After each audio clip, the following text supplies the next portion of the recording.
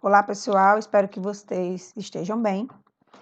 Na aula de hoje, nós iremos dar prosseguimento ao nosso conteúdo de biologia e o tema da aula é o que caracteriza um ser vivo. Nessa aula, nós poderemos aprender as características gerais que definem um ser vivo, certo? Fazendo um apanhado do que nós já vimos até agora, nós começamos a ver que a biologia é a ciência que estuda a vida em seus mais diversos aspectos. Nós também vimos algumas áreas, né, algumas sub-áreas da biologia. Então, esse termo biologia, ele passou a ser usado amplamente pelos cientistas a partir do século XIX. Nós podemos citar aí o Lamarck, que chegou à conclusão de que animais e plantas eles se diferenciavam dos seres que são do que a gente chama de inanimados, né? Uma rocha, uma mesa, uma cadeira, então são seres inanimados. Porque esses animais e plantas, eles apresentavam uma série de propriedades que são características da vida.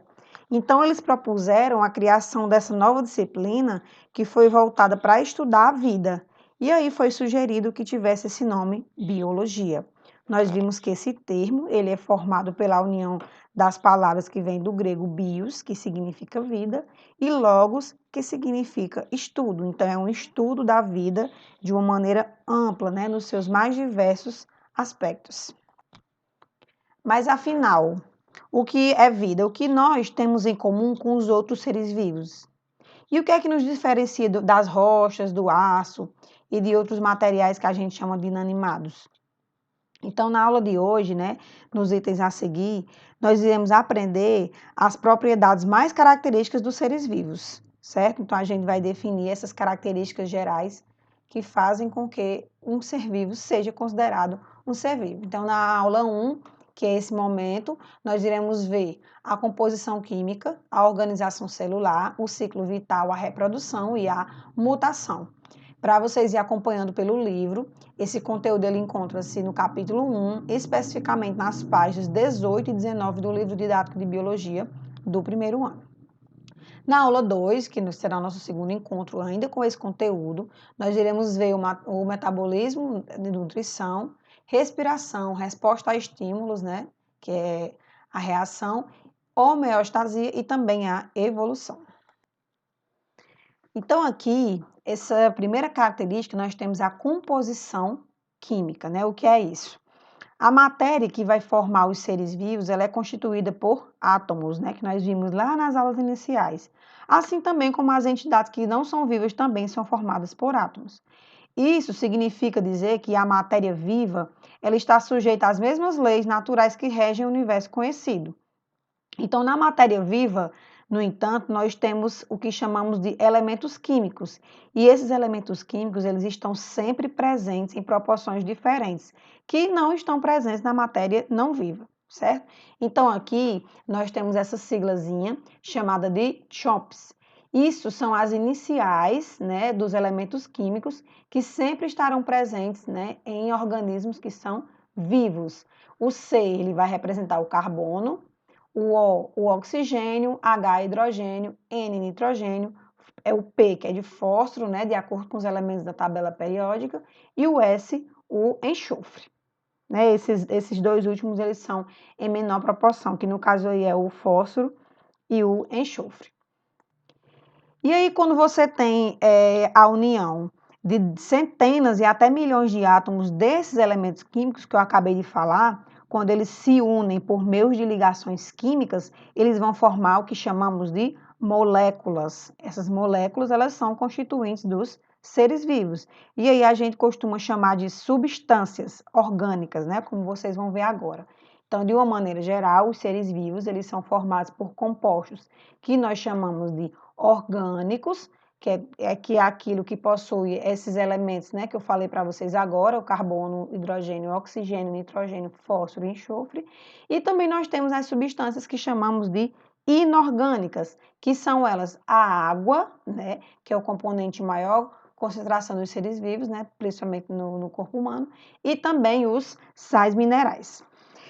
Dentre essas substâncias que a gente chama de orgânica, a gente pode citar, pode destacar como essencial as proteínas, os carboidratos, que a gente também pode chamar de glicídios ou açúcares, os lipídios E também nós temos ainda os ácidos nucleicos. Então, aqui está uma divisão. Ó. O que são substâncias orgânicas?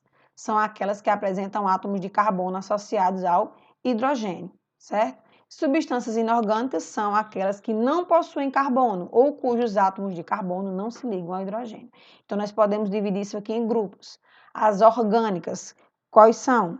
Geralmente, a gente pode destacar proteínas, carboidratos, lipídios, ácidos nucleicos. E as inorgânicas são basicamente água e sais minerais.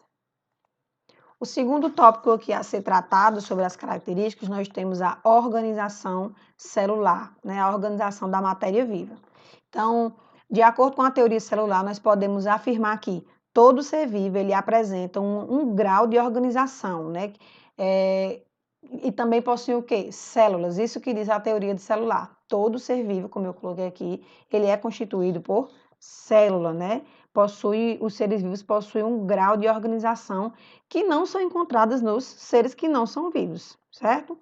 E aí, em todos os seres vivos, essas moléculas que eu falo aí das substâncias orgânicas, elas vão se organizar em estruturas mais complexas, que a gente chama de células. Como eu coloquei aí, a célula é a unidade morfofisiológica dos seres vivos, é a unidade básica dos seres vivos e funcional, certo? Então, são consideradas as unidades da vida. Uma célula é um compartimentozinho pequenininho, membranoso, né, microscópico, você não consegue ver a olho nu. E aí, dentro dessa célula vai ter outras estruturas que nós iremos ver depois, quando a gente começar a ver citologia. Então, é por essa célula que os seres vivos eles vão conseguir realizar alguns processos que são fundamentais à vida, que a gente chama de metabolismo, que nós iremos ver no nosso segundo encontro, certo? Então, deixa eu passar aqui. Ainda falando da organização celular, há dois tipos básicos de células que a gente pode estudar, né, e observar aqui. São as que a gente chama de célula procariótica e células eucarióticas. Então, as nossas células dos seres humanos, né, nossas células são eucarióticas, assim como as células de todos os animais.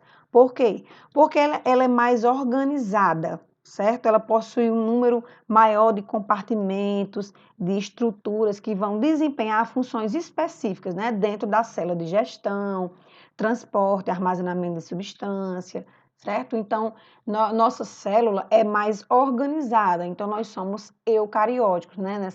Nesse amarelo aqui que eu estou apontando. Deixa eu voltar aqui.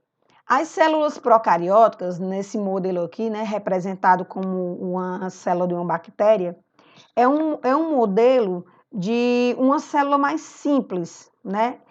Dentro dessa célula, ela não tem tantos compartimentos e também não vai ter tantas estruturas. Nós temos basicamente dentro de uma célula bacteriana os ribossomos, que eles vão produzir as proteínas, nós vamos ter o DNA. Então, a célula procariótica, esse termo pró vem de passado, né? De mais antigo, de mais simples. Então, em relação à nossa célula, a célula procariótica, no caso aqui uma bacteriana, ela é bem mais rústica, né? Bem mais simples. Em relação ao número de células, né, dos seres vivos, a gente pode classificar os seres vivos basicamente em unicelular e pluricelular. Nós temos os vírus, que são acelulares, que a gente vai ver depois, né, que é uma exceção. Eles não possuem células e ainda tem esse impasse se são considerados seres vivos ou não, a gente vai ver no final. Então, quando os seres vivos eles são constituídos por uma única célula, que a gente pode citar o exemplo de bactérias, protozoários, algumas algas, né? Então, alguns fungos também. Então, a gente vai chamar de unicelular. Possuem uma única célula, né? Esse uni aqui vem de um. E aí, os que são constituídos por mais de uma célula, né, desde poucas dezenas até bilhões e trilhões, a gente chama de multicelulares ou pluricelulares, certo? Outra característica aí dos seres vivos é possuírem o que a gente chama de ciclo vital, certo? Então, aqui nós podemos observar que os seres vivos, eles cumprem esse processo de nascimento, crescimento, reprodução e morte, né? Aqui nós temos, com exceção dos vírus, é claro, nós podemos dizer que todo ser vivo cresce. É óbvio que, por exemplo, alguns minerais que não são vivos, né, eles também crescem, mas por processos que são completamente diferentes do que a gente observa nos seres que são vivos. Então, os cristais, por exemplo, eles podem aumentar o tamanho, né, porque vai se agregando a outros materiais, né, e aí o crescimento de um ser vivo, ele vai ocorrer sempre pela produção, que é uma produção altamente organizada de substâncias que vai ocorrer no processo que a gente vai chamar mais à frente de metabolismo, que a gente vai ver no segundo encontro, certo? Então, esse ciclo, né, que todos os seres vivos cumprem, a gente chama de ciclo vital, de nascimento, crescimento, reprodução e morte. Aqui nós temos aí o processo, né, na verdade, de desenvolvimento desde o nascimento até o crescimento aí do sapo, como vocês podem observar nessa animação.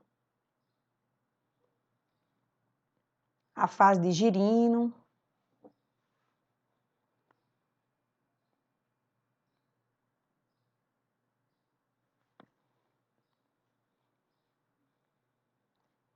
Em seguida, nós temos o processo de crescimento. E aí, consequentemente, né, na fase adulta, ele irá se reproduzir e ao final da vida acontecerá o processo de morte, né? Então, é o ciclo vital aí da espécie.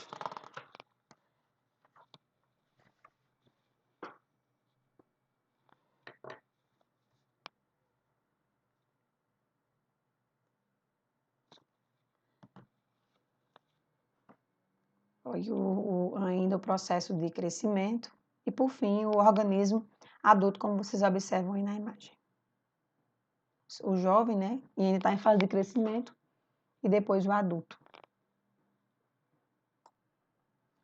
Outra característica é a reprodução, né? Em biologia, a gente costuma distinguir dois modos básicos de reprodução, que eu coloquei aqui, né? A reprodução assexuada e a reprodução sexuada. Vamos ver aqui primeiro a reprodução assexuada, que aqui eu coloquei a definição, ó, é a formação de novos indivíduos a partir de um único ser.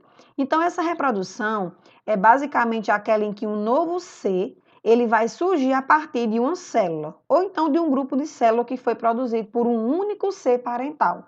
Nessa animação aqui, observem que nós temos a reprodução assexuada de uma bactéria, né? A representação. Então, no início nós temos uma única bactéria, que já é uma célula, né? Já que ela é unicelular, que se divide em 2, em 4, em 8 e assim sucessivamente. Observe que nesse tipo de reprodução não tem troca genética, né? Nós não temos aí o encontro de gametas, como na nossa espécie, nós temos espermatozoide, o óvulo. Então, é um tipo de reprodução mais simples, né? Como vocês podem observar aí na animação. Já a reprodução sexuada, ela tem como característica garantir a continuidade da espécie, né? Para que a nossa espécie ela seja perpetuada. Então, esse tipo de reprodução sexuada é aquela em que um novo ser ele vai surgir a partir de uma única célula, que a gente chama de zigoto, né?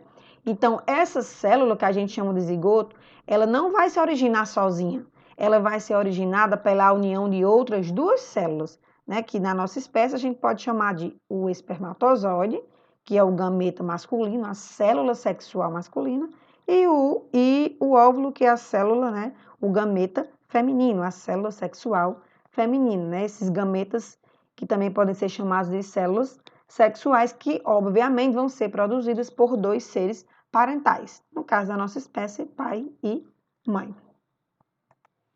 Então, aqui, em síntese, nós podemos afirmar que a reprodução, que é essa característica dos seres vivos, é uma característica essencial à vida. Então, qualquer que seja o modo de reprodução, o princípio da reprodução é basicamente o mesmo. Os membros de uma geração, eles vão transmitir aos descendentes uma semente, né, que a gente vai ver em genética depois, uma semente básica, que é representada por uma ou mais células, né? Exceto os vírus, que é uma exceção que a gente vai ver depois. E aí essa espécie, a vida, né, de uma maneira geral, ela vem se perpetuando por esse processo tão importante que é a reprodução, que surgiu aí há bilhões de anos. Outra característica aí que é inerente aos seres vivos é o processo que a gente chama de mutação. Então, esse nome a gente associa ao que? A mudança, nessa palavra. Então, em biologia, essa mutação, ela pode ser considerada o quê? É uma alteração, como eu coloquei aqui, ó, no material genético, originando novas características, certo? Então, esse termo mutação, ele diz respeito, como eu falei, a mudanças no material genético. Qual é o nosso material genético? O DNA. Então, isso vai constituir a principal fonte do que a gente chama de variação genética. Né? Essa mutação ela vai garantir para todos os seres vivos, na verdade, o que nós chamamos de variabilidade genética. Tio, o que é isso? É basicamente indivíduos que vão apresentar DNAs diferentes, certo? Então, essas mutações elas são consideradas um ponto importante quando a gente for tratar de um assunto também, de outro processo que é inerente aos seres vivos, chamado de evolução.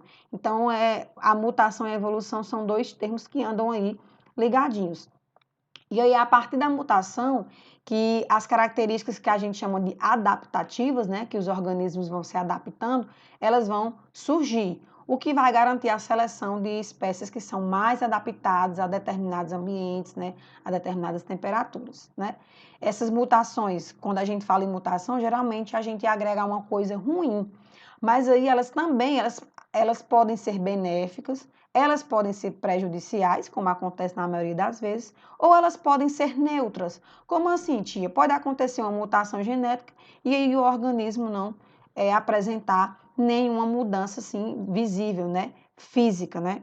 O que eu acabei de dizer é que essa mudança no DNA, ela pode tanto proporcionar uma melhoria para o organismo, ela pode não causar nenhuma vantagem ou prejuízos, e também, né, ela pode desencadear sérios problemas, como é o caso das doenças genéticas que a gente vai ver depois também.